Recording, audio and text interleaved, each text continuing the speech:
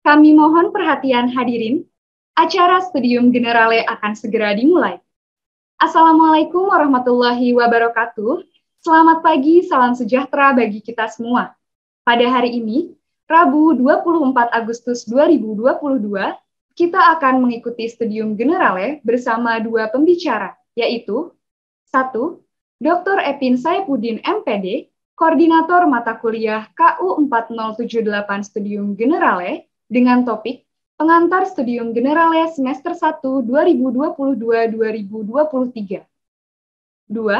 Dr. Rernat Rino Rakmata Mukti SSI MSc, Sekretaris Bidang Penelitian, Lembaga Penelitian dan Pengabdian kepada Masyarakat LPPM ITB, dengan topik Budaya Ilmiah Unggul ITB untuk membangun ekosistem riset Indonesia. Acara hari ini akan diawali dengan menyanyikan lagu kebangsaan Indonesia Raya. Hadirin dimohon berdiri.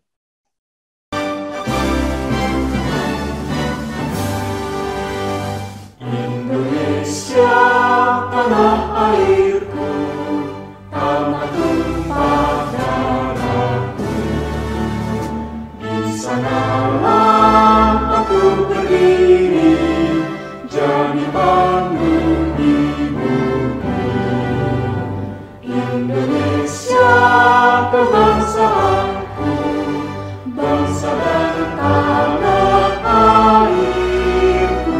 Marilah kita berseru, Indonesia bersatu. Hiduplah tanahku, hiduplah negeriku, bangsaku, rakyatku semuanya. Bangunlah jiwanya, bangunlah badannya, untuk Indonesia Raya. Indonesia Raya, merdeka, merdeka, tanahku, negeriku yang ku cinta. Indonesia Raya, merdeka, merdeka, hiduplah Indonesia Raya. Indonesia Raya, merdeka, merdeka, tanahku, negeriku yang ku cinta. Indonesia Raya, merdeka, merdeka, hiduplah Indonesia Raya. Hadirin disilakan duduk kembali. Selanjutnya, kita akan mengikuti penyampaian sambutan dari Direktur Kemahasiswaan Institut Teknologi Bandung yang sekaligus akan membuka acara pada hari ini.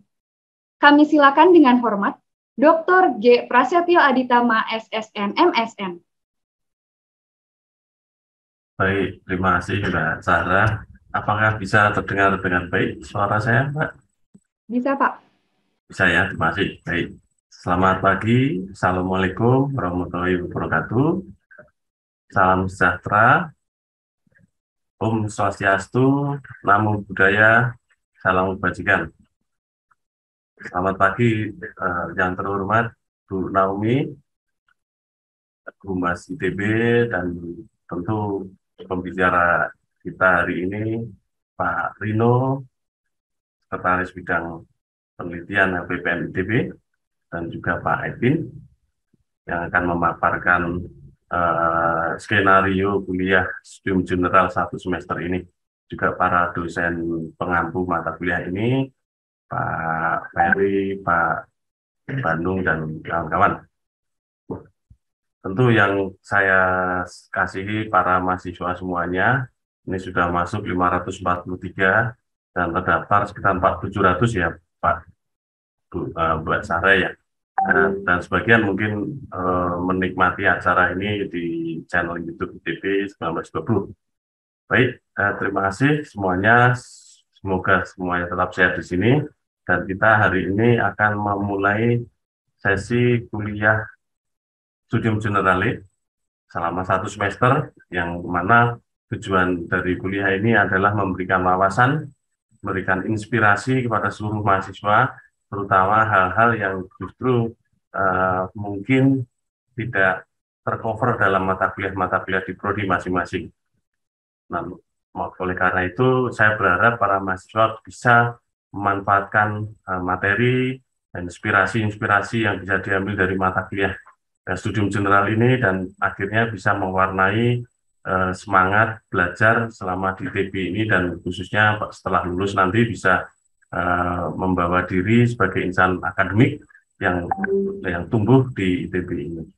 Hari ini Pak Rino Mukti akan menyampaikan poin penting yang merupakan salah satu misi ITB sebagai lembaga akademik, yaitu tentang budaya ilmiah unggul ITB, khususnya dalam membangun ekosistem riset Indonesia. Nah ini selain hal-hal yang teknis yang akan disampaikan Pak Rino mengenai peran ITB dalam membangun budaya ilmiah unggul ini, yang juga penting untuk dipahami oleh para mahasiswa bahwa budaya ilmiah unggul ini juga mencakup bagaimana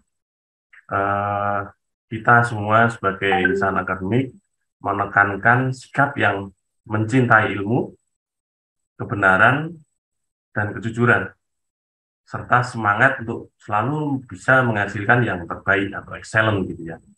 Nah, karena ada istilah, kata budaya di sini artinya itu mencakup keseluruhan aspek-aspek ya, baik yang bersifat atau yang berupa atau berwujud nilai itu, ide,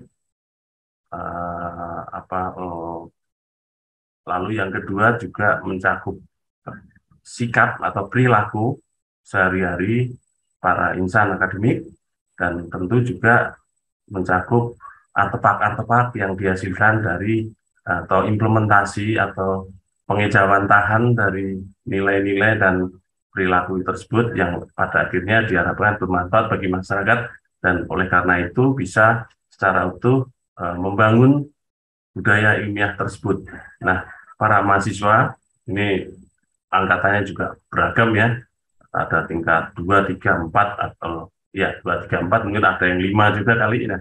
Nah, saya kira para mahasiswa sebagai insan akademik, bagian dari Sivitas Akademika ITB, tentu perlu menyadari ini dan menjiwai nilai-nilai ilmiah unggul dari budaya ilmiah unggul itu dengan baik.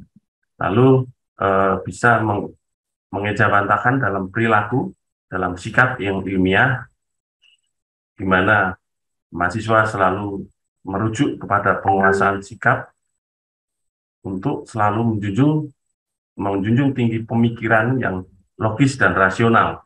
Karena kita tahu pemikiran yang logis dan rasional itu salah satu prasyarat penting untuk membuat bangsa ini maju. Saya kira demikian. Terima kasih sekali lagi Pak Rino atas kesediaan untuk sharing kepada para mahasiswa untuk topik yang sangat penting ini, supaya mahasiswa bisa pahami dengan baik gitu, dan akan jalankan dalam proses belajar selama 4 atau lebih 4 tahun atau lebih di ITB ini. Demikian Pak Epin juga nanti akan menyampaikan skenario bagaimana kuliah ini akan dilaksanakan selama 1 semester. Mahasiswa mohon bisa menyimak dengan baik supaya bisa menjalankan atau melaksanakan proses belajar dengan baik juga. Nah, ada diskusi selama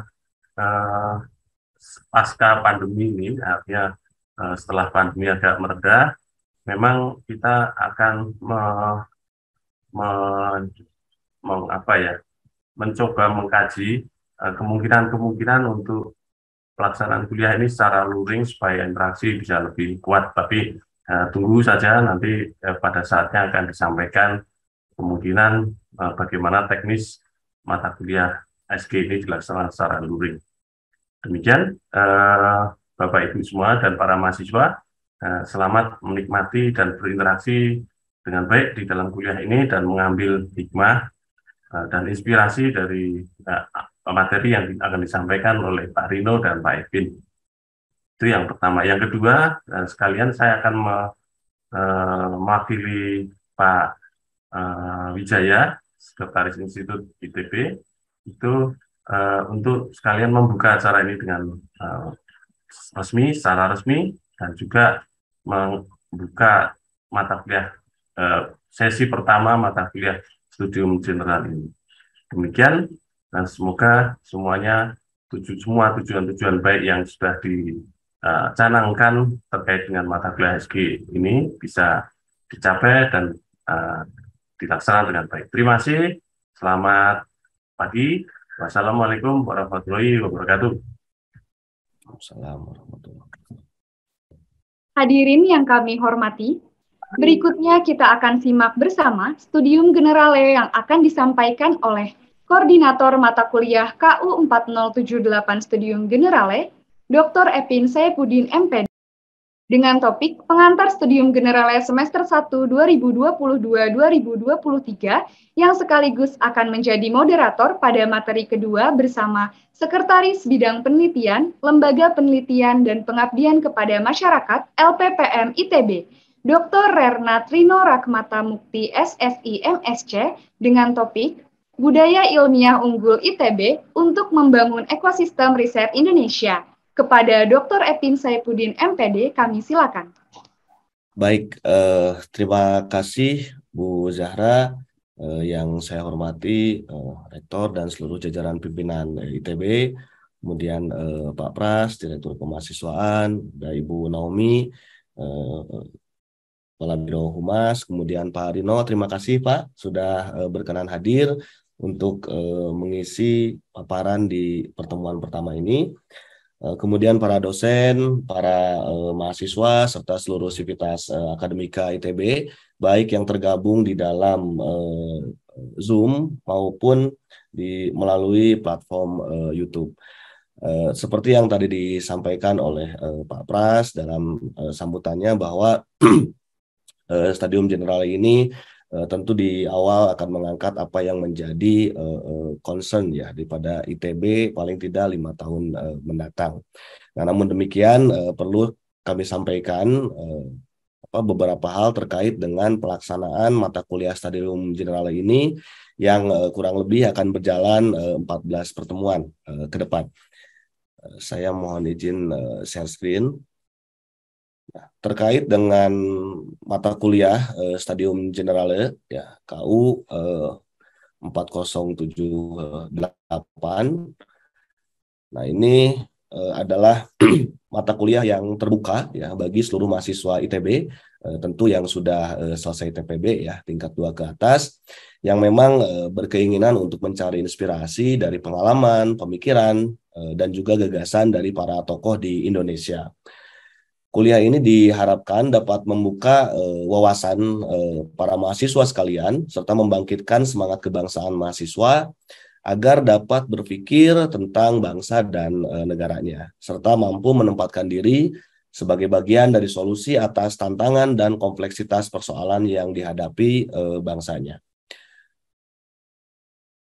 Nah, melalui mata kuliah ini, para mahasiswa akan diberi wawasan umum tentang berbagai hal, ya, mencakup berbagai bidang, mulai dari kebangsaan, kemudian ekonomi, manajemen, dan bisnis, kemudian state of the art of technology and science, kemudian kebudayaan, kemanusiaan, serta tren global yang sedang mengubah dunia. Jadi, saya kira mata kuliah ini penting bagi saudara sekalian untuk menambah wawasan mengenai berbagai aspek ini. Kemudian perkuliahan ini akan menggunakan format kuliah umum atau seminar pada setiap pertemuannya. Nah, kami sudah menyiapkan beberapa nama pembicara ya, tentu dengan tema atau topik yang sesuai dengan narasumber yang diundang untuk kurang lebih 14 pekan perkuliahan. Jadi nanti akan disampaikan setiap minggunya siapa yang akan menjadi narasumber di minggu berjalan. Nah, mengenai sasaran perkuliahan, yang pertama adalah memberikan wawasan kebangsaan dan visi pembangunan Indonesia bagi para mahasiswa, membuka gambaran besar tentang masa depan Indonesia dan mendorong para mahasiswa ya, peserta kuliah agar mampu menempatkan diri sebagai bagian dari solusi atas tantangan dan persoalan yang dihadapi bangsanya. Kemudian membiasakan peserta kuliah untuk melakukan diskursus mengenai realita dan idealita bangsa Indonesia, melatih kemampuan dalam menyampaikan ide atau gagasan baik secara lisan, tulisan maupun audio visual. Kemudian selanjutnya adalah melatih kemampuan untuk memahami keberagaman dan bekerja sama dalam tim. Adapun yang menjadi outcomes daripada mata kuliah ini adalah meningkatnya pengetahuan, kepekaan, kesadaran, keinginan, serta kemampuan para mahasiswa untuk memberikan kontribusi terbaik bagi kemandirian dan kemajuan bangsa. Nah, jadi kalau tadi Anda simak apa yang menjadi orientasi daripada mata kuliah ini, saya kira sangat baik dan penting diikuti oleh para mahasiswa. Mengenai pelaksanaan perkuliahan stadium general ini akan dilaksanakan setiap hari Rabu mulai dari jam 9 sampai jam 10.45 dan menggunakan platform Zoom Meeting dan juga secara streaming di YouTube ya. Namun demikian, apabila terdapat permintaan khusus dari narasumber, maka kuliah dapat diubah menjadi hari Sabtu ya di jam 9 sampai jam 11. Tentu dengan ada pemberitahuan terlebih dahulu. Adapun untuk semester ini paling tidak yang sudah tercatat itu ada 792 orang mahasiswa yang terdistribusi ke dalam 9 kelas. Ini tentu di luar yang sit-in ya. Nah, dari 9 kelas ini masing-masing kelas diampu oleh seorang dosen. Untuk kelas 01 diampu oleh saya sendiri, Bin Saifuddin, kemudian kelas 02 diampu oleh Bapak Dr. Engineering Ferry Susanto, MT. Kemudian kelas 03 ada Pak Dr. Insinyur Umar Hayam, MT. Selanjutnya untuk kelas 04 diampu oleh Pak Adeng Kuskusnadi, MPD. Kemudian kelas 05 oleh Pak Ridwan Fauzi, MH. Kelas 06 diampu oleh Bapak Insinyur Henry Samsudin, MSc PhD. Kemudian kelompok kelas 07 diampu oleh Bapak Sony Rustiadi, MBA PhD. Kemudian kelas 8 diampu oleh Pak Dr. G. Prasetyo Aditama, SSN MSN. Dan kelas 09 diampu oleh Pak Hafiz Aziz Ahmad, SSN, MDes, PhD. Nah, adapun apa yang harus Anda lakukan selama mengikuti perkuliahan stadium general ini, tentu ada tugas ya, dan ujian ya di akhir. Serta saya akan jelaskan pula mengenai bagaimana penilaian yang dilakukan di dalam mata kuliah ini.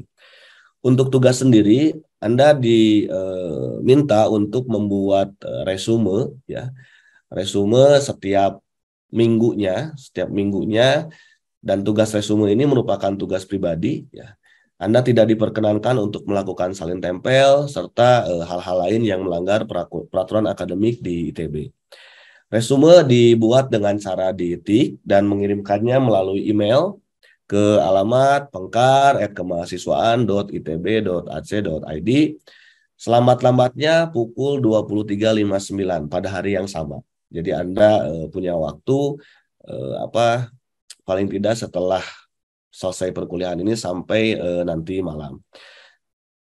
Beberapa ketentuan yang mesti diperhatikan adalah yang pertama, subjek email dan nama file resumenya ditulis dengan format resume, SG, tanggal, bulan, tahun, dan NIM Anda, dibuat dalam format PDF. Kemudian mohon diisi badan email dengan salam pembuka serta tujuan mengirim email dan salam penutup. Jadi tidak hanya melampirkan file resume saja. Ini untuk mencegah kemungkinan yang justru tidak terperiksa.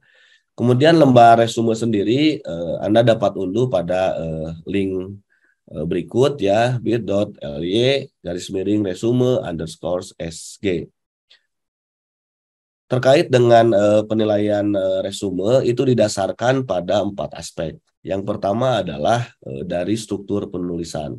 Kemudian yang kedua substansi materi, ya kelengkapan materi yang Anda tulis. Kemudian dari aspek kebahasaan dan aspek kerapihan. Nah, ini beberapa evaluasi dari semester lalu. Jadi ada ditemukan resume yang dikerjakan secara asal-asalan. Dan ini berpotensi menyebabkan nilai tugas menjadi rendah ya, dan itu akan merugikan Anda sendiri. Nah, selanjutnya selain resume yang harus Anda buat pada setiap pertemuan, Anda pun juga nanti harus menyelesaikan tugas akhir ya, yang ini juga merupakan tugas pribadi ya. Tugas akhir sendiri itu dalam bentuk makalah ya. Isi makalah ini Anda boleh memilih ya, baik yang sifatnya gagasan pribadi terkait dengan tema-tema yang telah diberikan selama kurang lebih 14 pertemuan. Ya, Anda boleh memilih salah satu dari sekian tema yang sudah disampaikan. Kemudian yang kedua boleh juga terkait dengan kritik terhadap pesan yang pembicara sampaikan. Nah, naskah tugas akhir kemudian dikirimkan melalui email pada masa UAS semester 1 tahun akademik 2022-2023. Nah, adapun waktu detail akan disampaikan kemudian. Nah, selanjutnya dari salah satu tema kuliah, Anda mohon untuk membuat makalah dengan mengikuti sistematika sebagai berikut. Yang pertama tentu ada halaman judul, kemudian ada abstrak, daftar isi, jika diperlukan juga Anda boleh menyisipkan daftar tabel. Kemudian makalah ini terdiri dari 3 bab. Ya, bab 1 pendahuluan yang berisi latar belakang, rumusan masalah, serta tujuan dari penulisan. Kemudian bab 2 pembahasan berisi metodologi, kemudian data-data yang Anda kumpulkan, serta analisis terhadap data. Di bab 3 bagian penutup berisi simpulan dan rekomendasi, serta jangan lupa harus mencantumkan referensi yang Anda gunakan dalam menulis makalah tersebut. Makalah minimal 10 halaman, ini tidak termasuk halaman judul, ditik dalam kertas A4, spasi 1,5 dan jenis huruf Times Roman ukuran 12. Jadi saya kira spesifikasinya sudah cukup jelas ya untuk nanti Anda membuat tugas akhir. Berikutnya, makalah ini berisi data-data yang jelas sumbernya dan analisis mengenai tema yang dipilih. Dan kemudian berdasarkan data dan analisis yang dilakukan, Anda diminta untuk memberikan rekomendasi dan solusi untuk permasalahan yang ada, yang sudah Anda kaji sebelumnya. Dan ingat, tidak diperkenankan melakukan salin tempel ya dari tulisan maupun data yang sudah ada. Jika diketahui melakukan salin tempel, maka ini langsung akan diberikan nilai E ya. Kemudian sesuai dengan etika akademik, Anda harus menyebutkan semua referensi ya yang Anda gunakan di dalam menulis makalah. Karena seluruh tugas yang masuk akan dicek melalui engine anti plagiarism. Mengenai penilaian mata kuliah stadium generale ya.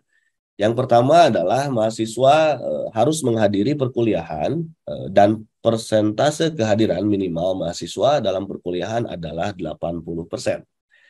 Penilaian didasarkan pada 2 komponen, yakni tugas ya, resume setiap pertemuan dan juga ujian. Dengan bobot masing-masing untuk nilai tugas adalah 80% dan bobot nilai UAS adalah 20%. Namun demikian, selain dari nilai yang diambil berdasarkan resume dan juga nilai UAS, Anda akan berkesempatan memperoleh bonus nilai ya yang Anda peroleh dari yang pertama hadir dan mengumpulkan tugas pada jadwal perkuliahan. Kemudian aktif menyampaikan pertanyaan pada saat perkuliahan berlangsung. Nah, akhirnya ini kira-kira bagaimana simulasi pemerolehan nilai akhir di dalam mata kuliah ini. Selanjutnya terkait dengan tata tertib dan etika dalam mengikuti perkuliahan stadium generale. Yang pertama, Anda dimohon hadir di perkuliahan pada pukul 8.45 ya waktu Indonesia Barat yakni 15 menit sebelum perkuliahan dimulai, dengan maksimal keterlambatan adalah 5 menit. Setiap peserta Stadium Generale wajib mengisi presensi kehadiran di CX ya, yang dibuka mulai pukul 8.45 sampai 9.30. Kecuali untuk mahasiswa yang sit-in, saya kira ada beberapa yang sit-in juga ya. Presensi dilakukan melalui web kemahasiswaan.itb.ac.id. Untuk mahasiswa yang belum mendapatkan kelas ya, sebelum proses PRS ya yang sit-in, Anda wajib mengikuti seluruh perkuliahan mulai dari pertemuan pertama. Dan tentu keaktifan Anda di kelas juga menjadi hal yang penting ya, selain tadi disampaikan itu menjadi bonus ya. Kemudian Anda harus menjaga integritas akademik sebagai mahasiswa ITB. Menjaga aturan tata tertib dan etika perkuliahan sebagaimana lazimnya, yakni berpakaian rapih ya, tidak memakai kaos oblong dalam hal ini. Kemudian Anda dimohon untuk menyalakan kamera pada saat pembukaan, pada saat diskusi, tanya jawab, dan penutupan. Memberikan penghormatan saat dikumandangkan lagu kebangsaan Indonesia Raya. Kemudian Anda dimohon untuk menyimak penyampaian materi dan mengikuti perkuliahan hingga moderator menutup diskusi dan pengampu kuliah ya, atau pembawa acara menyatakan bahwa perkuliahan hari tersebut telah selesai. Dan peserta diwajibkan untuk mengikuti kelas hingga perkuliahan dinyatakan selesai. Dan ini sekali lagi diingatkan untuk membuat resume pada setiap pertemuan ya, dan batas waktu pengumpulan adalah pukul 23.59 ya di hari yang sama. Terkait dengan informasi-informasi tambahan ya, misalnya mengenai waktu perkuliahan dan lain-lain, itu akan disampaikan baik melalui MS Teams, official account Facebook, kemudian Line, Telegram, dan juga email. Saya kira itu yang bisa saya sampaikan mengenai apa dan bagaimana perkuliahan Stadium Generale di semester ini. Demikian, terima kasih. Silahkan barangkali ada hal-hal yang ingin ditanyakan oleh peserta mata kuliah, kami persilahkan. Silahkan Hiskia ya. Ya Pak, selamat pagi. Perkenalkan saya Hizkia Shanipar dari kelas 05, izin bertanya. Mengenai tentang informasi dari berbagai platform seperti Teams dan lain-lain, apakah info yang diinformasikan bakal sama atau ada platform tertentu yang menginformasikan hal tertentu? Terima kasih. Tentu informasinya sama ya. Informasinya sama. Dan saya kira yang paling ini di MS Teams yang gabungan tadi sudah di-share di room chat ya. Anda bisa join saja ke sana agar semua informasi bisa diperoleh dengan baik. Saya kira itu, Hizkia. Terima kasih.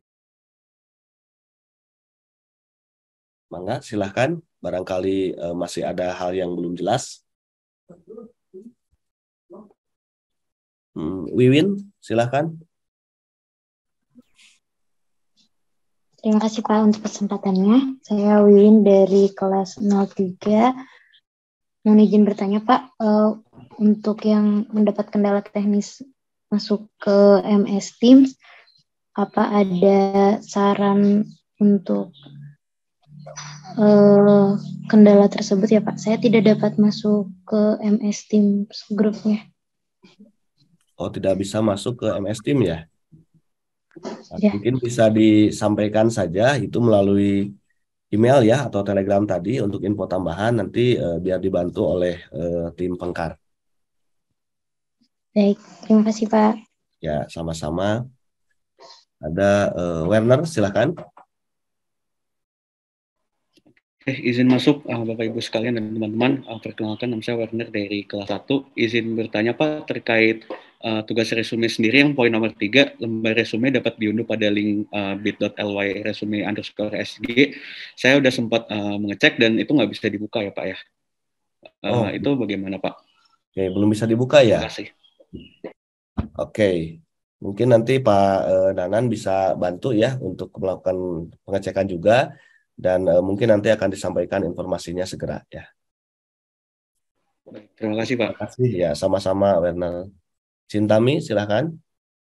Ya, selamat pagi Pak. Perkenalkan nama saya Cintami Magdalena dari kelas 06. Saya mau bertanya mengenai masalah resume, kan udah dikasih layoutnya untuk dalam bentuk satu lembar itu ya Pak. Apakah harus dimuatkan dalam satu lembar itu atau bisa lebih? Sekian Pak. Oke, nah kalau bisa yang namanya resume kan memuat substansi-substansi saja ya.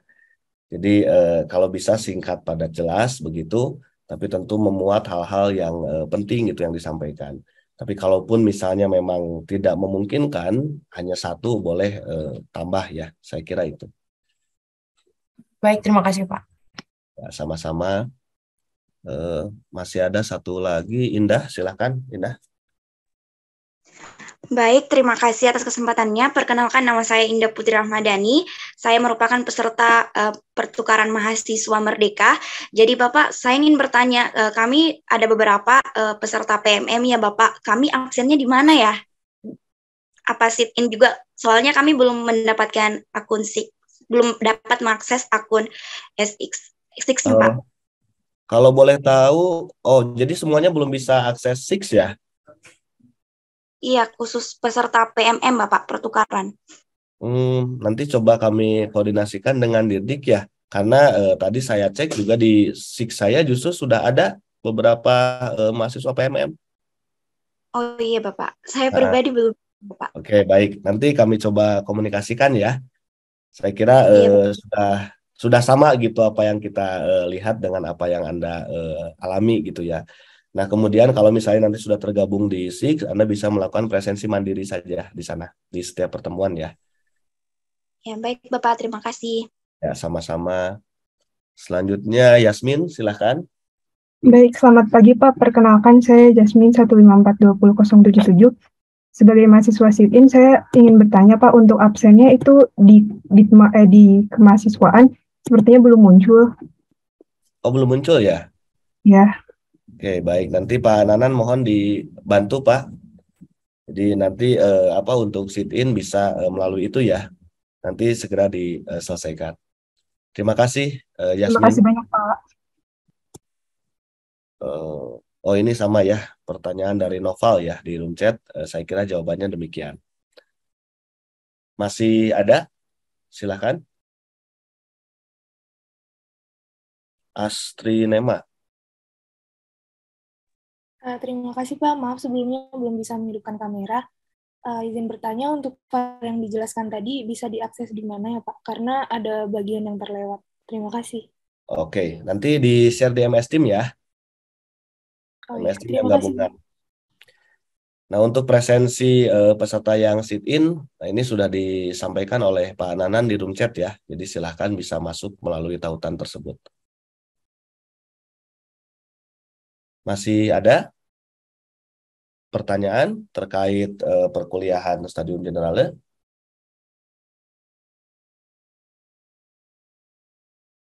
Astri Nema masih ada? Sudah Pak. Oh ya, itu soalnya tangannya masih ngangkat ya. Oke, baik. Ini masih ada nih. Saya kira terakhir ya, Alvin. Silakan Alvin. Halo Pak, perkenalkan Alvin dari kelas 0 ini. Tadi itu untuk yang bermasalah ke MS. Kelas berapa, Alvin? Apa? Kelas berapa? Pak? Kurang dari keras. Halo? Ya, ya. Terdengarkan Pak? Ya, ya. Jadi gini, kalau yang tadi itu bermasalah masuk MS Teams itu komplainnya yang ke email kemahasiswaan ITB-HCID ya tadi itu. Ya, bisa itu. Kemudian virtual background ini di mana ya Pak? Apakah cuma yang mahasiswa Merdeka saja atau semua itu? Oke, virtual background ya. Nah, biasanya disampaikan di MS Team ya, dan di link-link tadi, di info tambahan tadi.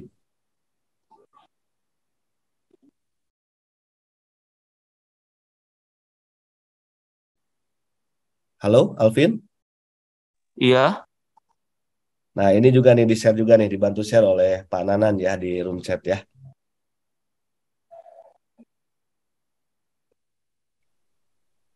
Suara saya terdengar jelas, Alvin? Kurang tadi.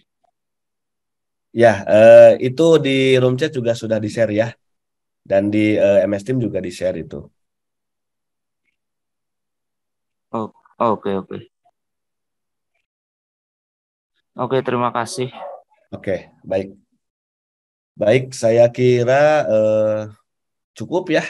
Mungkin kalau ada hal-hal lain mengenai teknis perkuliahan dan lain sebagainya, bisa disampaikan saja melalui berbagai platform tadi ya yang sudah di-share.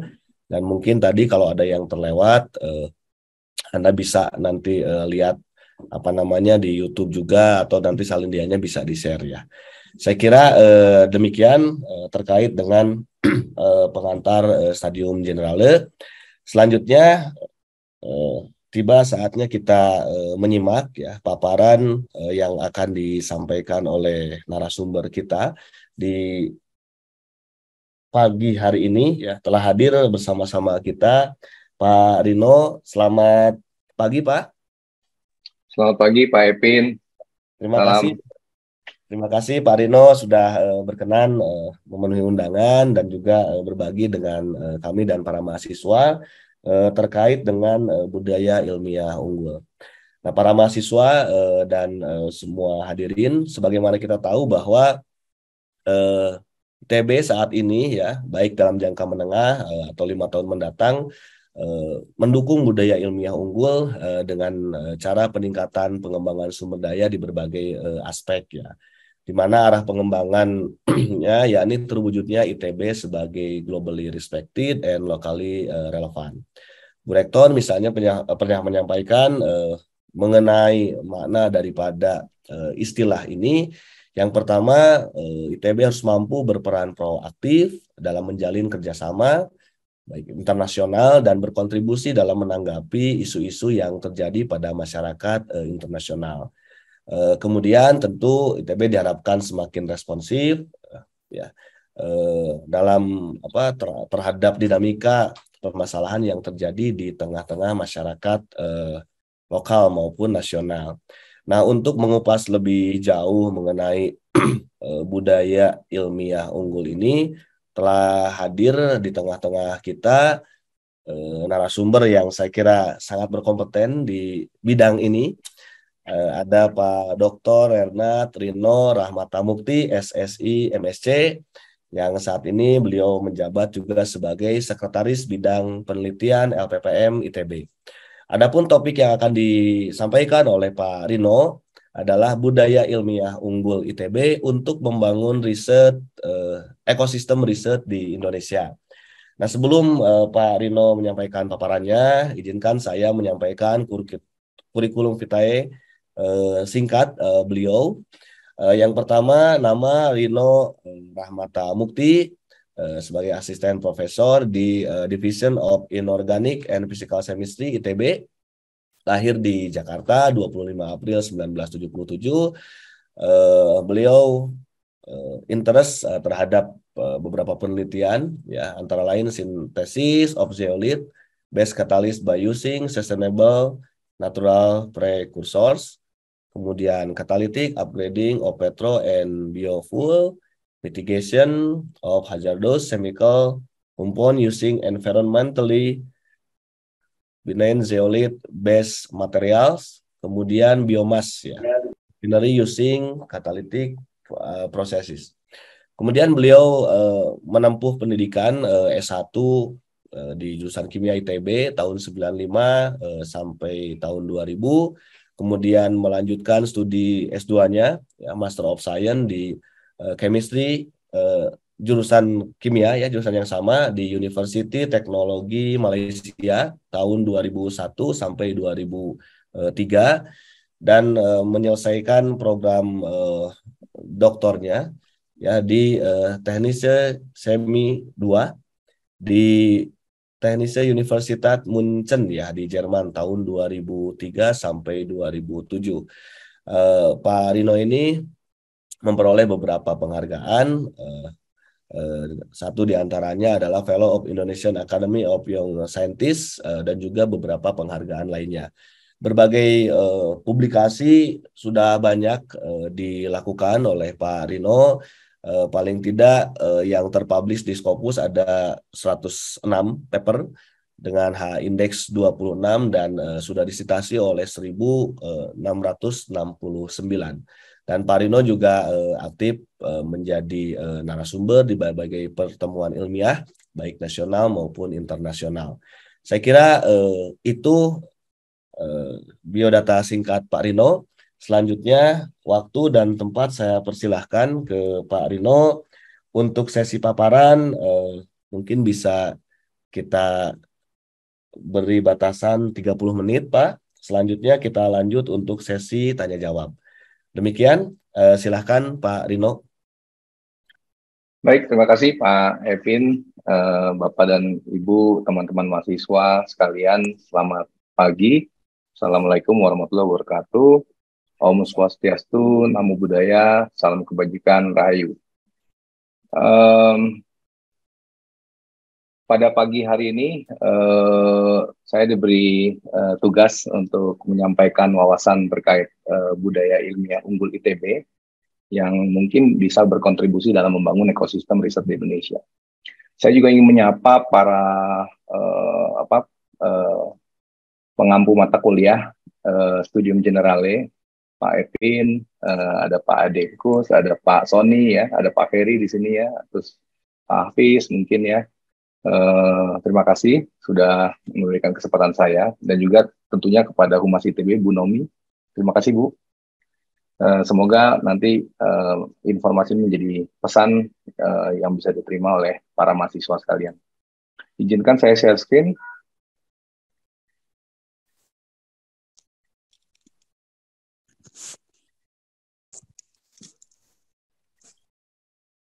Apakah sudah terlihat full screen?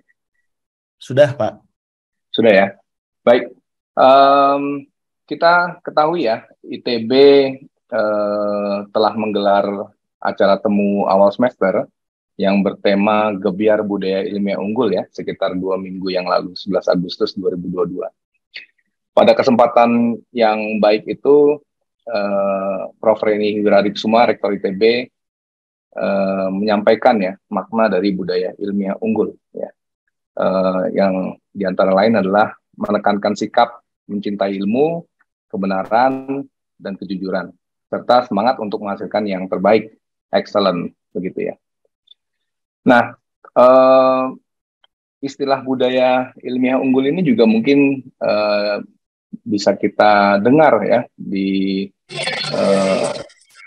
sumber lain. Ada yang bocor, Pak? Tabrakan ya suaranya.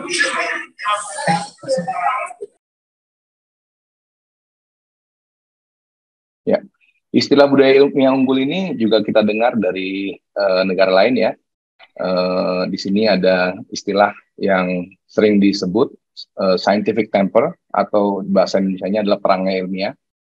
Istilah yang dipopulerkan oleh Perdana Menteri pertama India, Nehru, pada tahun 1946.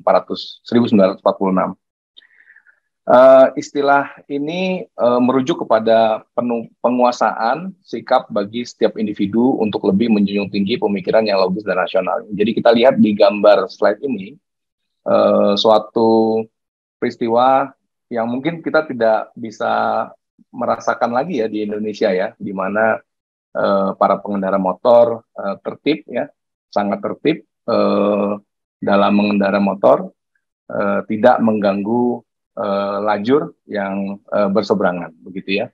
Di Indonesia banyak kita lihat masyarakatnya tidak tertib ya, tidak menjunjung tinggi budaya perangai ilmiah ya. Jadi kita berharap ya, mungkin kalau misalnya kita menjunjung tinggi perangai ilmiah ini, mungkin kita akan bisa merasakan lagi situasi seperti ini ya di Indonesia ya, di mana kita tidak mengganggu ya ketertiban lalu lintas ya setidaknya. Nah, ketika budaya ilmiah unggul ini kita turunkan ya ke research ya, jadi budaya research begitu ya. Di sini ada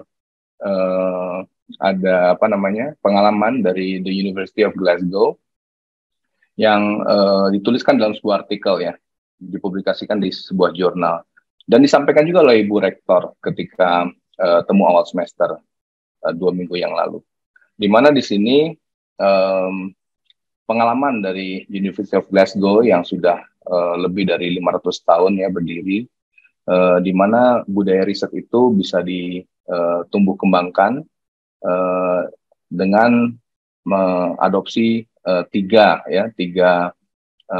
aspek ya, tiga langkah ya. Pertama adalah start from what you know, jadi kita harus memulai apa yang kita ketahui ya, bukan yang kita tidak ketahui. Terus kemudian kita harus langsung mempraktekkan ya, dan bukan menjadi kebijakan semata-mata begitu ya, langsung dipraktekkan. Dan terakhir adalah mulai meskipun kita tidak bisa melihat garis finish gitu ya. Jadi tiga langkah ini yang mungkin kita bisa pahami bersama ya, dan kita praktekkan di ITB sehingga kita dapat menumbuhkan budaya riset seperti itu. Nah, mungkin teman-teman bertanya-tanya begitu ya, budaya riset di Indonesia itu seperti apa begitu? Apakah sudah dimulai dari tahun berapa begitu ya? Nah, saya menelusuri literatur ya, di mana ketika Indonesia masih Hindia Belanda ya, sebenarnya riset itu sudah kegiatan riset itu sudah dilakukan secara masif profesional ya. Di sini ada Christian Ekman, penerima hadiah Nobel di bidang fisiologi kedokteran tahun 1929.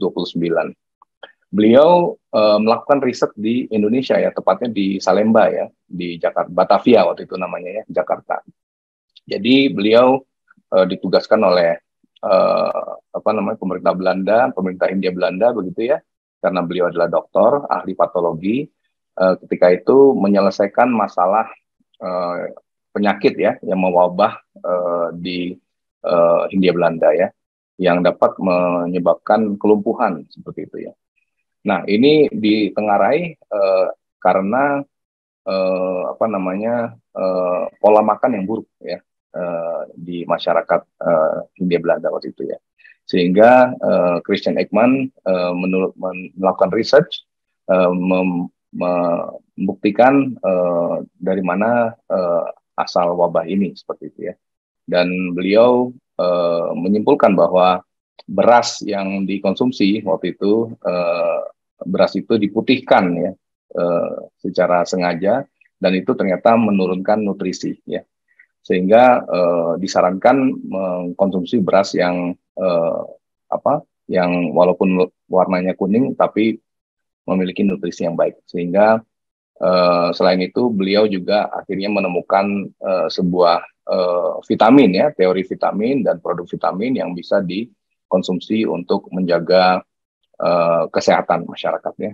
Nah, ini sangat menarik ya. Jadi masalah-masalah yang ada di Indonesia dari dulu itu sebenarnya dapat menjadi topik penelitian yang baik ya, yang dapat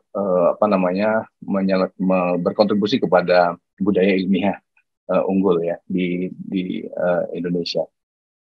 Nah, waktu saat itu Christian Ekman itu tentunya ketika menemukan rumus membuat vitamin, tentunya segera diproduksi secara massal begitu ya.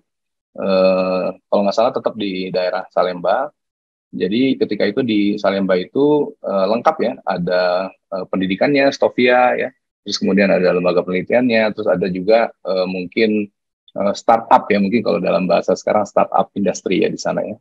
Jadi di sana mungkin udah dari tahun 1800-an akhir itu sudah menjadi Science Technopark ya di Hindia Belanda ya. Jadi kalau sekarang kita gadang-gadang pembentukan Science Technopark di Hindia Belanda waktu tahun 1800 akhir itu ternyata sudah ada ya terrealisasi yang namanya Science Technopark. Namun sebagai ilmuwan ya, Christian Ekman itu tidak hanya fokus kepada hilirisasi ya, tapi juga menuliskan hasil penelitiannya itu dalam sebuah artikel jurnal ya.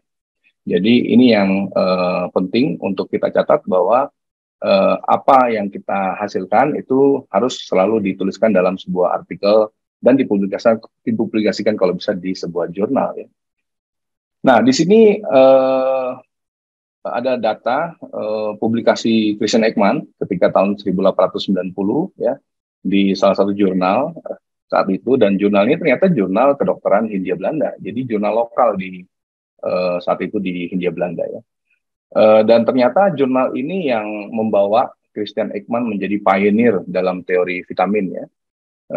Artikel ini dirujuk oleh artikel-artikel lain yang dipublikasikan di jurnal-jurnal lain, begitu ya. Ini salah satu contoh aja, dirujuk tahun 1901, dirujuk tahun 1927, dan seterusnya. Sehingga ini yang membawa Christian Ekman mendapatkan hadiah Nobel ya, tahun 1929. Nah, jadi betapa pentingnya menuliskan hasil penelitian kita dalam sebuah artikel dan dipublikasikan di jurnal ya. Walaupun jurnal waktu itu lokal ya, Hindia Belanda seperti itu, namun jurnalnya dibaca oleh dunia seperti itu. Nah, kalau misalnya kita melihat ilmuwan lain ya, mungkin teman-teman semua kenal yang namanya Albert Einstein ya. Albert Einstein mungkin kita tahu ya, beliau sangat pintar dan berkontribusi terhadap pengembangan ilmu pengetahuan ya. Kalau saya mengajar di TPB di kuliah kimia dasar selalu membahas terkait dengan efek fotolistrik Albert Einstein ya. Nah, Albert Einstein sendiri dia memulai menulis artikel dan mempublikasikan artikel itu di jurnal pada umur 22 tahun ya, pada usia 22 tahun. Di tahun 1901. Ini yang saya pahami dari penelusuran literatur. Di jurnal Annalen der Physik ya, sebuah jurnal di Jerman kalau nggak salah ya waktu itu ya, dan dituliskan dalam bahasa Jerman juga ya. Setiap tahun mungkin dia berhasil mempublikasikan artikel di jurnal ini ya. Nah, di tahun 1905 kalau nggak salah, 4 tahun kemudian ya, dia menuliskan sebuah artikel yang menjelaskan efek fotolistrik ya, yang kita kenal bahwa energi itu datang secara quantized ya, terkuantisasi paket-paket energi yang disebut sebagai foton nantinya. Nah, ini yang membawa Einstein ternyata nantinya mendapatkan hadiah Nobel di tahun 1921 ya. Jadi hanya selang 4 tahun dari publikasi pertamanya gitu ya, Albert Einstein bisa menghasilkan karya yang sangat fenomenal dan membawa beliau mendapatkan hadiah Nobel bidang fisika di tahun 1921 ya kemudian. Nah, kalau misalnya kita lihat di sini Albert Einstein dalam semasa hidupnya sudah mempublikasikan artikel sebanyak 102 dokumen begitu ya, mungkin kebanyakan di jurnal, dan mendapatkan sitasi rujukan sebanyak 24.000 ya, 24.000 dari 102 dokumen tersebut. Kalau kita lihat Annalen der Physik, jurnal Annalen der Physik ini sampai sekarang juga masih ada ya, walaupun mungkin sudah kalah saing dengan jurnal-jurnal lainnya yang beredar. Kita lihat di sini jurnal Annalen der Physik itu masih di kategori Q1 ya, Q1 atau quartile 1. Nah, kita mungkin akan ingin mengetahui ya, bagaimana sih sebuah jurnal itu dikategorikan quartile 1 atau memiliki kualitas yang tinggi ya dibandingkan jurnal lain. Di sini saya kasih gambaran ya. Misalnya kita ingin melihat sebuah jurnal gitu ya. Tentunya kita harus mengetahui jurnal tersebut di kategori apa begitu ya. Di sini saya contohkan kategori chemistry ya, bidang saya kebetulan chemistry, dan di kategori chemistry di sini ada juga subkategori biochemical research method, chemistry analytical, chemistry applied, dan sebagainya begitu ya.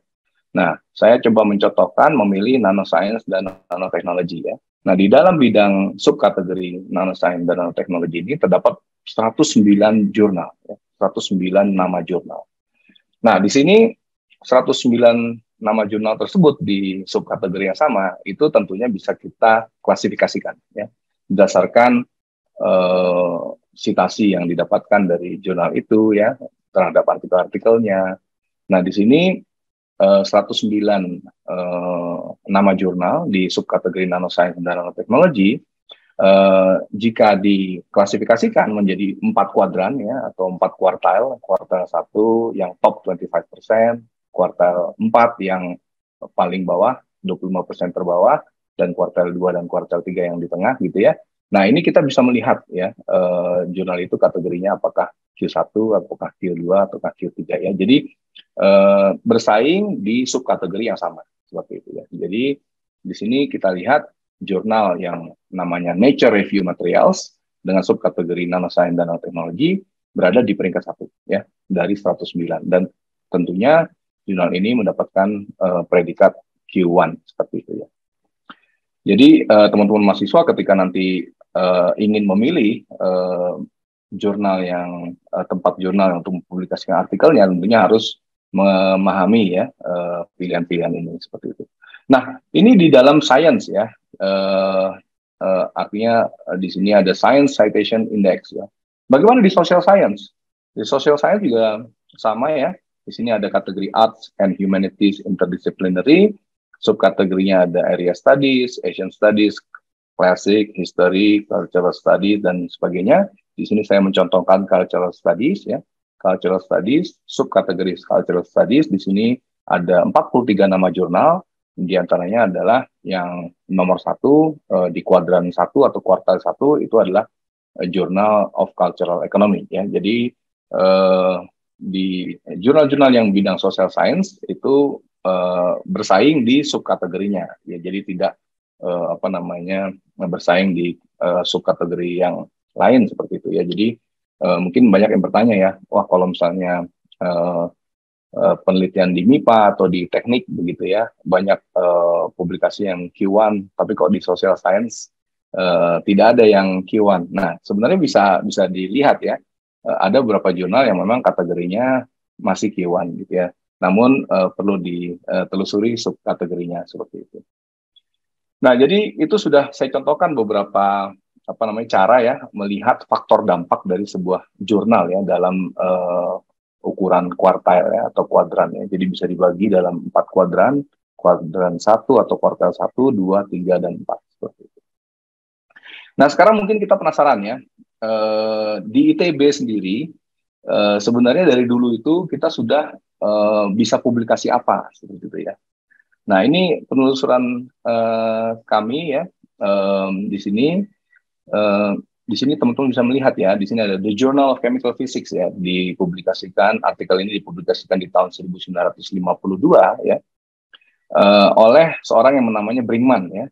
Namun afiliasinya dapat dibaca di sini, Boscha Physics Laboratory, University of Indonesia, Bandung, Indonesia. Ya. Jadi ini merekam ya jejak budaya riset di kampus kita, kampus Ganesha Bandung ya, yang dulu namanya University of Indonesia ya. Memang dulu sebelum ITB namanya memang UI ya. Seperti itu. Dan ini menunjukkan bahwa ada kegiatan riset ya di tahun 1952 di kampus Ganesha Bandung dan menghasilkan sitasi yang sangat tinggi ya. Jadi artikel ini saja disitasi sebanyak 3.348 ya hingga saat ini ya. Jadi saat ini pun kita masih bisa mensitasi artikel ini. Jadi menunjukkan bahwa apa yang kita kerjakan, yang kita publikasikan itu dapat terus dirujuk begitu ya hingga sekarang ya. Jadi semua itu tidak sia-sia kalau kita mempublikasikan artikel kita ya dalam sebuah jurnal ya. Jadi ini sangat fenomenal ya. Tentunya ada jurnal-jurnal yang lain lagi, artikel-artikel yang lain lagi ketika masa itu ya. Jadi bukan hanya Brinkman, tapi ada beberapa dosen begitu ya atau peneliti di kampus Ganesha Bandung yang mempublikasikan artikel-artikelnya. Nah, coba kita lihat lagi ketika sudah bernama ITB begitu ya. Ini adalah artikel pertama ternyata ya. Artikel pertama di mana afiliasi yang ditulis di jurnalnya itu adalah ITB ya. Institute of Technology Bandung Indonesia ya. Di tahun 61. Jadi nama ITB itu kan perkenalkan di tahun 1959 ya. Nah, di 1961 seorang yang bernama Gilbert Church ya di kampus kita Ganesha Bandung itu telah berhasil mempublikasikan artikelnya di jurnal yang cukup bergengsi ya, yaitu Science. Sampai saat ini jurnal ini sangat-sangat bergengsi ya. kompetitornya adalah jurnal Nature. Ya. Nah, di sini Gilbert Church melaporkan studi berkaitan dengan katak Jawa ya, katak Jawa. Kita tahu hingga sekarang ya di Indonesia pakar spesi katak ya, pakar yang mempelajari keilmuan spesi katak itu juga datang dari ITB ya, Pak Joko ya, Pak Joko Iskandar ya, Pak Joko Iskandar, beliau yang melanjutkan ya keilmuan untuk mempelajari spesi katak baru ya, dan tentunya dipublikasikan di jurnal-jurnal yang cukup bergengsi juga.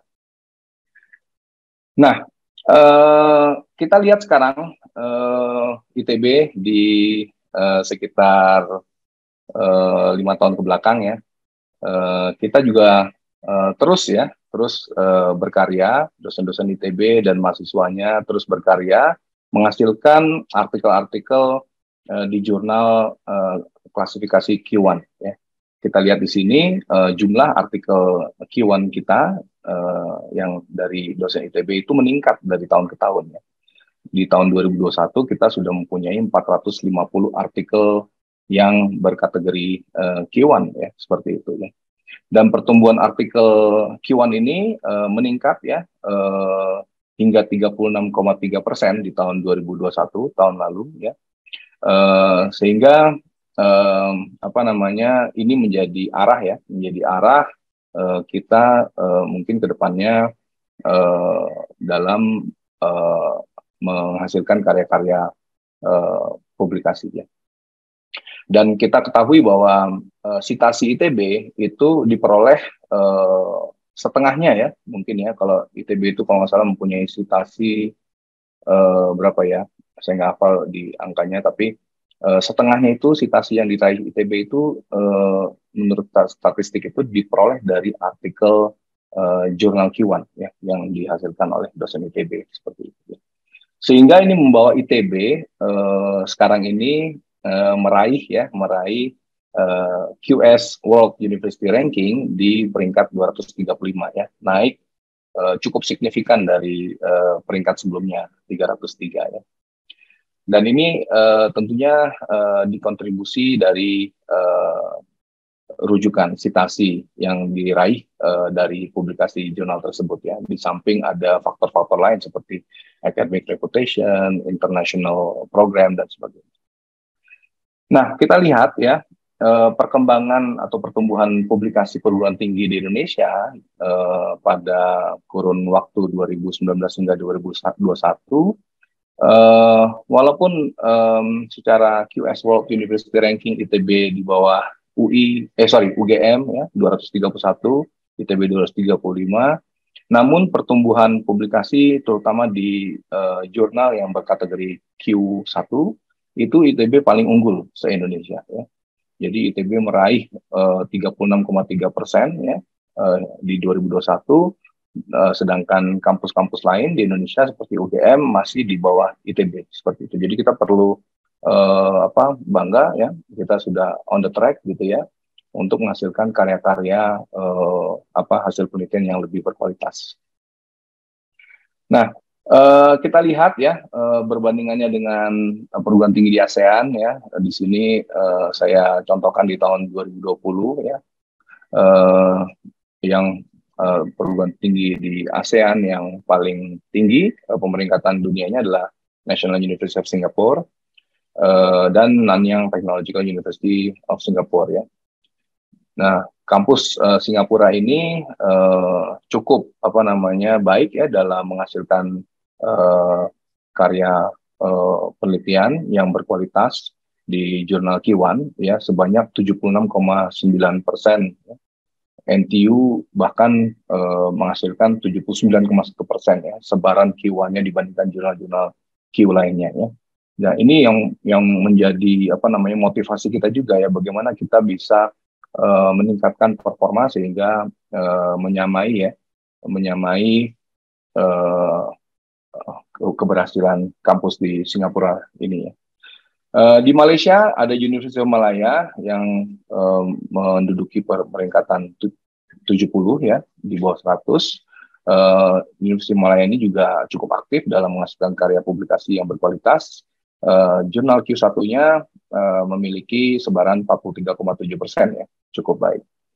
Di Thailand kita lihat ada Chulalongkorn University, peringkat QS-nya itu 224, namun sebaran jurnal Q1 yang berkualitas itu cukup tinggi ya, 51,8%. Terus kemudian kita lihat di sini ada University of the Philippines ya, walaupun pemeringkatan QS-nya itu di angka 412, namun karya publikasi yang berkualitas di jurnal Q1-nya itu juga cukup tinggi ya, 37,2%. Jadi hampir sama dengan ITB ya. Terus kemudian di Vietnam, walaupun pemeringkatannya di 800 secara dunia, namun ini cukup mencengangkan ya.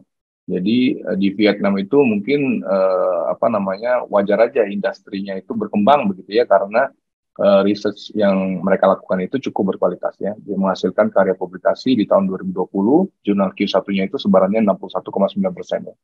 Nah, jadi Vietnam ini yang mungkin dalam waktu dekat bisa mendekati lah ya Singapura seperti itu ya.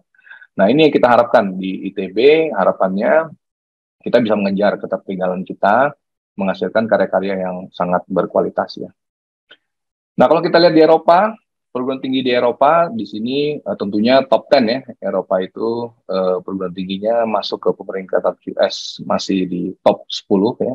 University of Cambridge di peringkat 2, University of Oxford di 4, Imperial College London 6, UCL London 8 ya. Dan semuanya rata-rata memiliki karya publikasi yang berkategori Q1 ya, di kisaran 75% ya. Jadi sepertinya magic number-nya ini 70-an% ya, sehingga kita bisa dipertimbangkan sebagai world class university ya, globally respected and locally relevant university. Jadi kita harus mengejar ketertinggalan ini ya, meningkatkan performa di penelitian kita ya. Nah, kita lihat jika kita bandingkan lagi Indonesia dengan Singapura ya, ini Indonesia ya secara keseluruhan ya, kita punya banyak perguruan tinggi ya di Indonesia ya. Singapura mungkin tidak sebanyak Indonesia jumlah perguruan tingginya. Nah, kita lihat di sini memang karena jumlah perguruan tinggi Indonesia cukup banyak ya, kalau nggak salah ada 4.500 perguruan tinggi dengan 9 juta mahasiswanya, menghasilkan jumlah publikasi yang memang lebih banyak dibandingkan negara Singapura ya. Kita menghasilkan jumlah publikasi di kurun waktu 2017 hingga 2022 sebanyak 226.000 dokumen ya. Mungkin kebanyakan di jurnal ya. Singapura menghasilkan jumlah publikasi sebanyak 140.402 dokumen ya. Jadi memang jumlahnya di bawah Indonesia. Namun jika kita lihat dari total jumlah publikasi itu yang berada di top 10% jurnal gitu ya. Jadi di sini dikategorikan mungkin ya Q1 tapi top 10%-nya gitu ya. Indonesia hanya meraih dari total publikasi itu 6,6% ya. Jadi Singapura 19,2%. Jadi Singapura cukup banyak dari jumlah publikasi yang di kategori atas ya, sehingga meraih citasi yang lebih banyak, jauh lebih banyak ya. Jadi ini pentingnya kita mempublikasikan di jurnal yang kualitas dunia gitu ya, di top 20% Q1 jurnal, sehingga mendapatkan citasi yang luar biasa banyak. Singapura menghasilkan citasi dalam kurun waktu ini sebanyak 2 juta ya. Indonesia masih 600 ribuan seperti itu. Nah, namun Indonesia cukup bangga memiliki ITB ya. ITB dibandingkan perguruan tinggi lain terus semangat ya berkolaborasi dengan NTU Singapura tadi, kita yang teratas ya, berkolaborasi dengan NTU dengan jumlah publikasi yang terbanyak. Terus kemudian kita juga yang teratas berkolaborasi dengan MIT ya, mempunyai jumlah publikasi yang lebih banyak dibandingkan perguruan tinggi Indonesia lainnya ya. Nah, kalau misalnya kita lihat bidang-bidang unggulan ya di Indonesia ya, terutama di top 1% bidang riset dunia gitu ya. Jadi bagaimana Indonesia berkontribusi kepada bidang riset dunia top 1%. Top 1% ini artinya crème de la crème ya. Jadi bidang riset yang memang sudah mumpuni, pakarnya sudah banyak, hasilnya sudah banyak, dan mungkin sudah banyak juga yang dihilirisasi yang kita rasakan manfaatnya ya. Seperti COVID-19 kita sudah rasakan vaksinnya ya. Terus computer science, algoritma kita sudah rasakan manfaatnya ya. Untuk semua online ya, dan sebagainya. Nah, di sini memang dari berbagai macam bidang yang dianggap top 1% bidang riset dunia, ITB cukup berperan ya. ITB cukup berperan di Indonesia, memiliki jumlah publikasi yang lebih banyak dibandingkan perguruan tinggi lainnya. Di samping itu UI juga berperan dalam beberapa bidang di riset dunia ini seperti itu ya.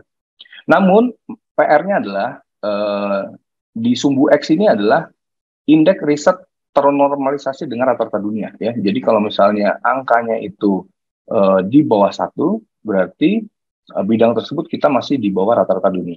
Ya. Kalau angkanya itu di atas 1, berarti bidang riset tersebut kita sudah setidaknya di atas rata-rata dunia.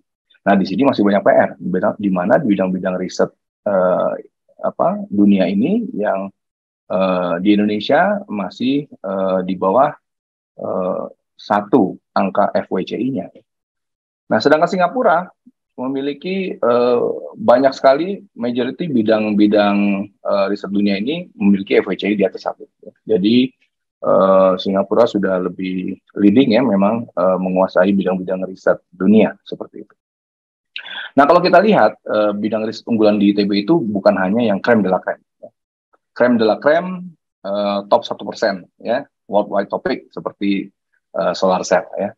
Tapi yang lainnya yang memang secara worldwide prominence percentile ya, misalnya di sini top 6% ya, top berapa 24% seperti itu ya, itu kita unggul juga gitu ya, di mana banyak publikasi yang kita raih ya dihasilkan oleh nama-nama dosen ini ya, terutama di bidang microwave, di bidang transformers, power transformers, di bidang gempa bumi, tsunami, geofisika, ya, di bidang membran, di bidang lain-lainnya kita juga unggul seperti itu ya. Nah, mungkin setelah ini saya akan coba sampaikan ya beberapa highlight dari research ITB ya. Di sini ada kontribusi research dari Prof. Yan Rizal ya, dari FITB ya, seperti itu. Beliau dan timnya berhasil meneliti terkait dengan peristirahatan manusia purba ya, terakhir. Ya, jadi ditengarai bahwa peristirahatan manusia purba terakhir itu ada di daerah Ngandong ya, Ngandong di Kabupaten Blora, Jawa Tengah. Ya. Jadi di sini dipublikasikan di jurnal yang sangat bergengsi ya, jurnal Nature. Terus kemudian kita juga selain dosen dari MIPA, dosen dari teknik, tentunya dosen dari FSRD juga bisa berperan ya dalam menghasilkan karya penelitian yang fenomenal ya. Seperti di sini ada Pak Pindi Setiawan ya, dosen FSRD yang dengan timnya setelah berhasil mempublikasikan artikelnya di jurnal Nature juga ya, meneliti berkaitan dengan lukisan figuratif ya di Kalimantan yang ditengarai sudah ada sejak 40.000 tahun lalu ya, earlier than first thought. Jadi sejauh ini mungkin dianggap bahwa 40.000 tahun lalu itu mungkin tidak ada karya-karya yang seperti ini ya, ternyata ditemukan di Kalimantan dan juga ditemukan di daerah lain ya, seperti di Sulawesi seperti itu. Nah, kita juga punya ahli di di gempa bumi ya. Gempa bumi juga salah satu topik riset unggulan ITB. Di sini ada Prof. Sri Widiantoro dari FTTM ya, dan timnya ya berhasil memprediksi ya gempa besar ya, megatrust di selatan Pulau Jawa ya. Jadi yang berpotensi terjadi di selatan Pulau Jawa ya. Mungkin gempa besar dan tsunami itu akan mencapai 20 meter seperti itu ya. Ini prediksi yang mungkin kita coba persiapkan jika hal itu terjadi seperti itu. Kita punya Prof. Igede Wenten, Wakil Rektor Riset dan Inovasi ITB yang pakar di bidang teknologi membran untuk memisahkan antar gas atau antar cairan. Ya. Beliau sudah banyak berkontribusi di berbagai kepentingan ya, seperti gempa di Aceh waktu itu ya, tsunami di Aceh. Beliau membawa teknologi membrannya untuk menjernihkan air ya. Terus kemudian beliau juga sangat giat dalam publikasi, menghasilkan publikasi. Yang terakhir itu beliau berhasil mempunyai publikasi bersama MIT di jurnal yang sangat bergengsi, yaitu Chemical Review dengan impact factor 72 ya. Ini sangat-sangat membanggakan bagi ITB dan Indonesia. Dan banyak penelitian lainnya di ITB yang cukup baik ya, dan diakui oleh dunia begitu ya, di bidang kemandirian energi ya. Itu juga ada Prof. Brian yang menyelidiki terkait dengan katalis untuk menghasilkan bahan bakar hidrogen ya. Terus kemudian ada Pak Rahmat Hidayat di FMIPA yang meneliti berkaitan dengan solar cell ya, energi dari tenaga surya. Terus kemudian ada juga Pak Taufan, beliau juga meneliti terkait dengan bagaimana meningkatkan produksi minyak bumi ya, enhance oil recovery by surfactant flooding. Terus di sini ada juga yang fokus dalam menemukan cara recycling teknologi ya. Jadi kalau misalnya kita banyak membuang baterai, nah baterai itu waste-nya itu dapat diubah lagi menjadi suatu material yang berguna ya, seperti yang dilakukan oleh Pak Ferry Iskandar dan Bu Afrianti Sumboja ya. Dan juga ada juga penelitian yang berkaitan dengan dampak potensi tsunami dari Gunung Anak Rakatau ya. Dan terakhir mungkin ada penelitian yang memang sifatnya molekuler ya, yang meneliti secara molekuler, mengukur ya ukuran dari molekul porfirin ya menggunakan teknik spektroskopi, dan Pak Fenaldi Swendo dapat berhasil mempublikasikan bersama mahasiswanya, dan artikel ini ternyata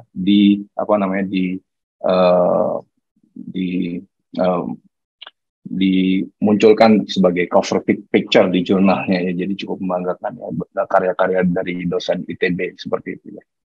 Dan yang lain yang di level inovasi ya, Pak Anggit Raksajati dari FTI telah berhasil memurnikan CO2 menjadi biometana ya, dan hal ini langsung bisa dirasakan ya, bahan bakar gas BBG ini langsung bisa digunakan sebenarnya untuk kebutuhan di daerah tersebut ya. Terus ada juga Pak Iman Reksawardoyo dari FTMD bersama tim Katalis Merah Putih, Prof. Subagio dari FTI berhasil mengukir sejarah ya, bioaftur ya, yang dihasilkannya itu bahan bakar bioafturnya dapat digunakan dalam uji coba terbang ya. Terus karena tentunya krisis energi global ini menjadi masalah kita bersama ya. Tentunya ITB juga harus mempunyai solusi nanti ke depannya untuk pengembangan sumber energi lain ya, yang berasal dari nuklir ya. Jadi di sini ITB akan bekerja sama dengan University of California Berkeley, Virginia Tech bersama Thorcon Power mengembangkan kebutuhan akan sektor energi ya, mengembangkan pembangkit listrik tenaga nuklir generasi 4 yang belum pernah dikomersialisasi sebelumnya. Ini adalah PLTN yang berbeda dengan PLTN yang ada di dunia saat ini, di mana mungkin PLTN ini lebih aman ya, lebih aman, tidak ada istilah core meltdown karena tidak menggunakan air sebagai pendingin, tapi menggunakan garam sebagai pengganti air untuk pendinginnya. Jadi di sini Pak Hari Devianto dan tim akan mempelajari bagaimana cara memurnikan garam di ITB yang nantinya akan dijadikan pendingin di PLTN seperti itu ya, PLTN generasi 4. Dan LPPM ITB sendiri selalu mengeluarkan ya skema-skema penelitian yang bisa dimanfaatkan oleh dosen dan mahasiswa. Di sini ada program riset ITB di mana kita mengundang dosen dan mahasiswa sedini mungkin untuk melakukan penelitian ya. Jadi mahasiswa bisa juga mengikuti penelitian dosennya, dan juga mahasiswa tersebut juga ikut dalam program MPKM ya, Kampus Merdeka. Jadi silakan para mahasiswa jika ingin memulai dunia penelitiannya segera untuk mencari dosen dan memanfaatkan program-program yang ada di LPPM ITB. Ya. Program-program internasional dari LPPM ITB juga telah tersedia ya. Kami juga ITB sudah bekerja sama dengan Belanda, dengan Jepang, ya, dengan Inggris dan negara-negara lainnya untuk membawa penelitian ITB berkolaborasi dengan peneliti dunia seperti itu. Nah, kita juga ingin menyampaikan bahwa sekarang itu banyak dosen-dosen muda ITB yang berprestasi. Di sini adalah salah satu dari dosen ITB muda yang berprestasi ya, top 10 dosen muda ITB yang berprestasi dengan publikasi Q1 terbanyak. Jadi di sini ada 10 dosen ya, teman-teman mungkin bisa di browsing siapa mereka, dan jika ingin ikut join dalam kegiatan penelitiannya, silakan untuk di kontak. LPPM ITB juga berusaha untuk menyampaikan keilmuan dosen-dosen ITB dalam sebuah acara workshop series LPPM ITB. Acara ini dibuat sedemikian rupa, dikurasi dengan teknik science communication, bekerja sama dengan The Conversation, sebuah media di Indonesia, yang keilmuan ini bisa sampai kepada masyarakat ya. Jadi masyarakat mana saja bisa mendengarkan dan mungkin bisa memahami secara lebih mudah seperti itu ya. Dan kami sudah menayangkan beberapa episode dari topik kimia, topik teknik mesin, topik teknik lingkungan ya. Kami sudah tayangkan beberapa episode, dan tentunya hal ini akan berlanjut ya, sehingga di akhir tahun mungkin ada 30 episode seperti itu, dan teman-teman silakan melihat kembali, menyaksikan kembali di kanal YouTube LPPM ITB. Nah, ringkasan ya, karena ini sudah behind the schedule juga ya, jadi ringkasannya budaya ilmiah ITB itu mungkin kita tidak sadar ya, bahwa telah ditumbuh kembangkan sejak awal berdiri ya, walaupun oleh dosen-dosen asing ya, dan tentunya kita harus mengikuti jejak baik mereka ya. Jadi sejauh ini memang dosen dan mahasiswa ITB telah menunjukkan prestasi yang membanggakan bagi kemajuan Indonesia. Jadi kita berharap bahwa budaya ilmiah unggul ITB ini bisa terus dijaga ya, dan berfungsi untuk membangun ekosistem riset di Indonesia. Jadi ITB harus menjadi yang terdepan ya, di garda terdepan untuk ekosistem riset Indonesia. Dan terakhir saya ingin menutup studium generale ini dengan menunjukkan tokoh inspiratif ya. Di sini ada Profesor Röntgen, beliau adalah penerima hadiah Nobel pertama. Beliau penemu sinar X ya, di tahun awal 1900 ya. Sinar X yang kita ketahui cukup digunakan ya di dunia kedokteran gitu ya, untuk melihat ronsen tubuh kita gitu ya. Namanya juga ronsen di sini ya. Itu berasal dari Profesor Röntgen sendiri. Namun sebenarnya di awal itu beliau itu menemukan sinar X bukan karena beliau itu dokter ya, dan bukan karena beliau itu ingin menyelesaikan masalah kesehatan. Jadi beliau itu adalah fisikawan yang menyelesaikan masalah-masalah fisika sehingga sinar X ini bisa ditemukan. Jadi balik kepada langkah yang pengalaman University of Glasgow gitu ya. Start even you don't see the finish line gitu ya. Jadi mulai meskipun Anda tidak bisa melihat garis finish seperti itu. Jadi fokus di keilmuan kita sebenarnya, itu yang pesan yang mungkin harus kita ingat-ingat selalu. Jadi terima kasih sudah mendengarkan paparan saya berkaitan dengan budaya ilmiah unggul ITB untuk membangun ekosistem riset di Indonesia. Assalamualaikum warahmatullahi wabarakatuh. Waalaikumsalam warahmatullahi wabarakatuh. Baik, terima kasih Pak Rino. Ini memang waktunya agak eh, molor sedikit ya Pak ya, tapi saya biarkan karena ini menurut saya penting para mahasiswa untuk menyimak paparan dari Pak Rino secara utuh. Ada waktu sekira 15 menit ya, 15 menit bagi para mahasiswa. Silahkan yang ingin mengajukan pertanyaan terkait dengan topik yang tadi sudah disampaikan oleh Pak Rino. Silahkan bisa raise hand atau melalui kolom chat ya. Wah, ini lumayan banyak nih. Saya yang raise hand dulu. Hizkia, silahkan Hizkia. Oke, terima kasih Pak atas penjelasannya. Kenalin lagi, saya Hizkia Shanipar dari kelas 05 ingin bertanya. Dari pemaparan yang saya dengarkan kan kalau untuk budaya ITB sendiri, riset dan hasil jurnal-jurnalnya dilakukan oleh sebagian besar oleh dosen ya Pak. Jadi saya masih belum dapat poin dari pemaparan bagaimana cara membangun budaya riset bagi mahasiswa itu sendiri, karena kebetulan saya dari program studi astronomi. Terus saya masih bingung sebenarnya kalau untuk riset itu apakah jatuhnya pada pengerjaan kayak program tugas akhir atau bagaimana gitu Pak. Terima kasih. Baik, terima kasih Mas Hizkia. Satu pertanyaan lagi Pak Rino ya, biar nanti Ya, mungkin silakan Pak. Silakan. dari Muhammad Irsyad Ramadan. Silakan. Oke, selamat pagi Pak. Terima kasih. Saya Muhammad Irsyad dari Prodi Biologi. Izin bertanya.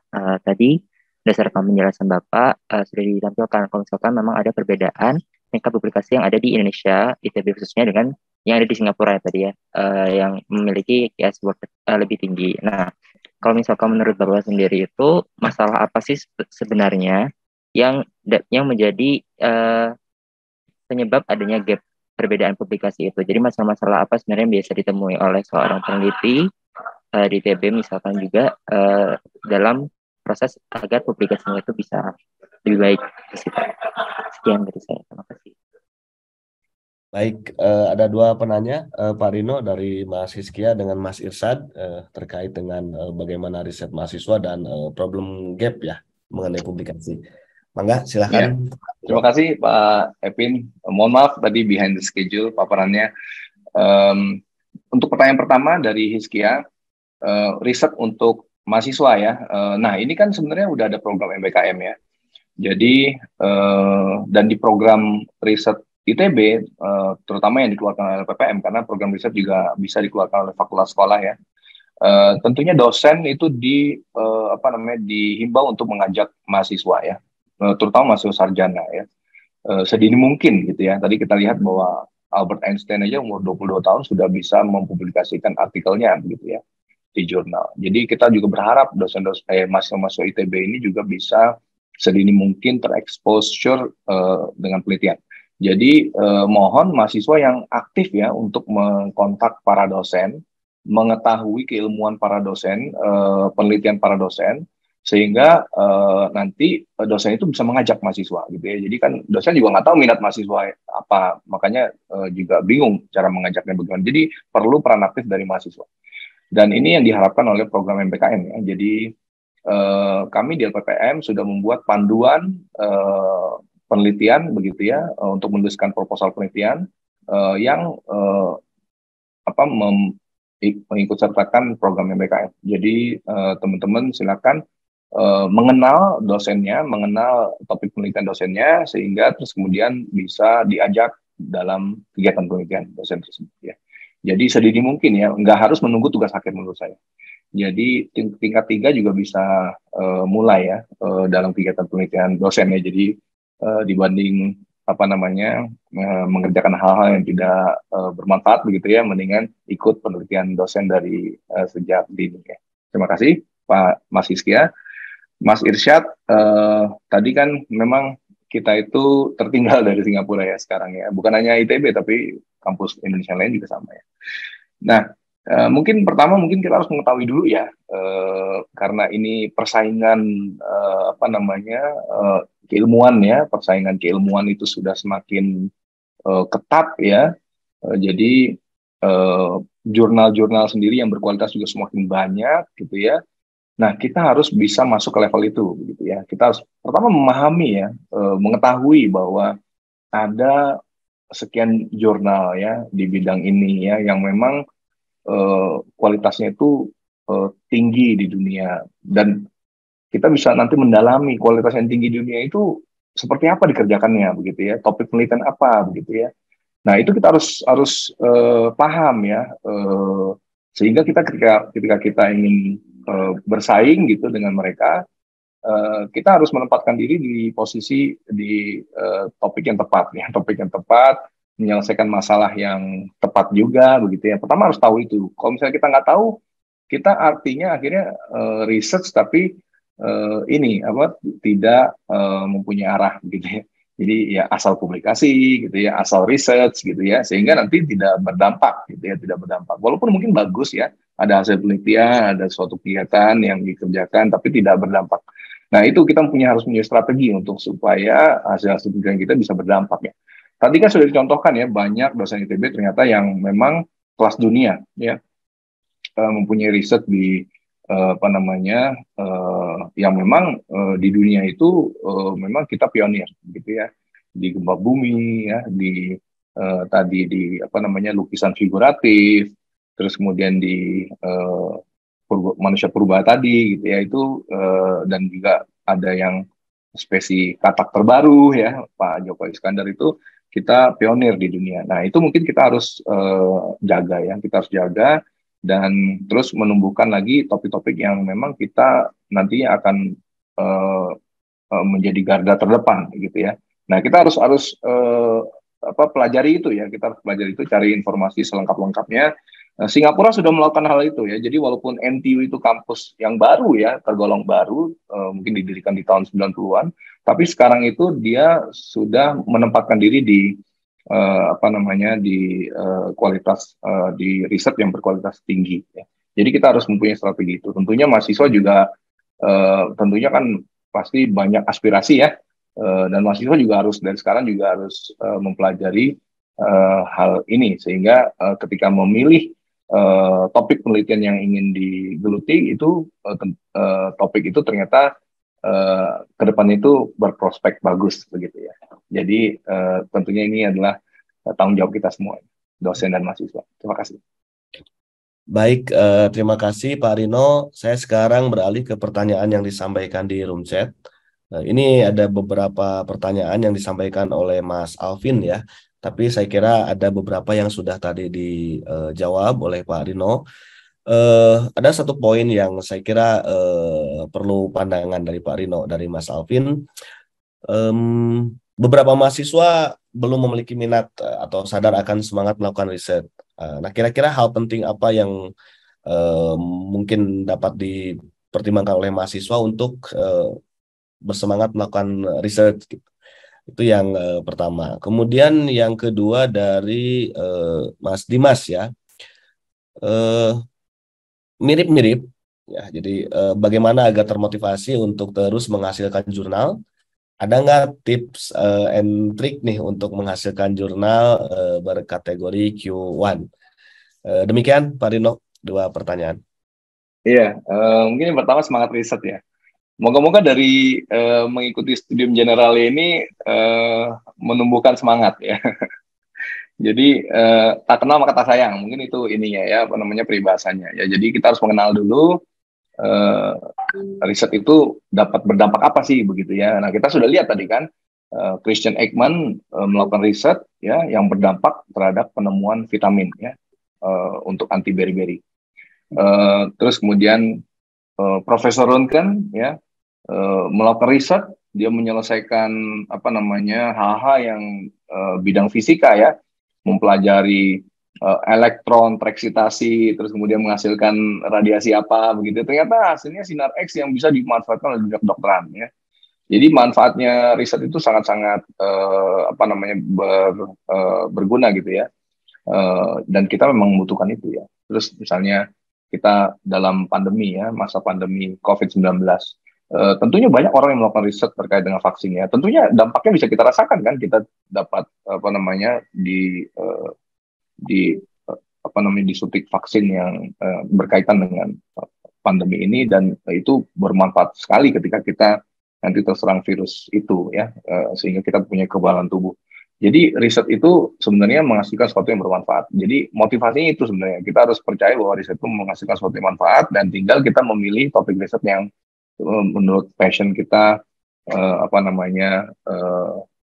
menurut passion kita ini ya, yang kita mempunyai passion seperti itu. Nah, terus kemudian motivasi terus menghasilkan jurnal. Nah, mungkin ya kita harus sering membaca jurnal ya. Jadi kita harus sering baca jurnal di topik yang kita ingin kenal gitu ya. Dengan kita membaca jurnal, kita terupdate gitu ya setiap kali. Nah, itu nanti akan membuat kita termotivasi untuk menulis artikel jurnal gitu ya. Jadi nggak mungkin kita bisa menulis kalau kita nggak baca banyak seperti itu ya. Jadi kita harus membaca banyak, lebih banyak dari yang kita tulis, sehingga nanti kita dapat termotivasi untuk menulis artikel dan mempunyai ide-ide baru untuk dilakukan di laboratorium atau didiskusikan dengan dosennya. Seperti itu Pak Erwin. Baik, ini ada, saya kira cukup untuk satu pertanyaan terakhir dari Dava Ananda ya. Terkait pemilihan topik riset, apakah lebih baik memilih topik riset yang belum pernah dibahas sebelumnya, ataukah lebih baik justru mencari topik baru yang lebih fresh dan jarang atau tidak pernah dibahas? Itu Pak. Ya. Mungkin karena riset itu sudah berlangsung sejak lama ya, namanya juga research gitu ya, pencarian kembali gitu. Jadi rasanya pasti sudah pernah ada yang bahas lah ya, tinggal diperdalam gitu ya, tinggal diperdalam. Jadi mungkin itu yang kita harus sama-sama tahu ya. Jadi pasti sudah ada orang yang lebih dulu dari kita ya, sudah mengawali ya, tapi kita tugasnya memperdalam gitu ya. Nah jadi apa saja topik riset yang teman-teman nanti minat gitu ya, itu bagus gitu ya, nggak ada diskriminasi bahwa topik ini udah kuno gitu ya, topik ini udah masih baru begitu ya, nggak seperti itu ya. Waktu saya S3 aja topik yang saya jalankan ketika S3 di Jerman itu topik yang udah 20 tahun lewat ya, udah 20 tahun sebelumnya itu dosen saya udah melakukannya gitu ya, pembimbing saya gitu ya udah melakukannya 20 tahun sebelum saya. Nah, ternyata saya diberikan topik yang 20 tahun itu, seperti itu ya. Nah, tapi ternyata karena ini harus didalami lebih jauh lagi, ternyata saya menemukan suatu hal yang baru, seperti itu ya. Dan kalau nggak salah, waktu itu saya adalah salah satu orang yang menghitung entalpi dan entropi dari suatu proses absorpsi kimia ya, yang ternyata angka itu dimasukkan ke dalam buku teks ya gitu. Jadi buku teks yang terbaru itu ternyata mengadopsi hasil penelitian kami ya di Jerman. Itu artinya topik penelitian yang sudah 20 tahun lalu umurnya itu ternyata masih bisa menghasilkan sesuatu yang baru gitu. Jadi memang nggak ada yang benar-benar baru sebenarnya ya. Terima kasih. Baik, menarik sekali Pak Rino, terima kasih paparannya juga diskusinya. Saya kira ini karena waktu juga yang harus memisahkan kita Pak, karena ada mungkin dari teman-teman mahasiswa ada yang kelas lagi setelah ini. Saya kira banyak hal yang sudah disampaikan oleh Pak Rino. Saya ingin mengulas beberapa poin saja.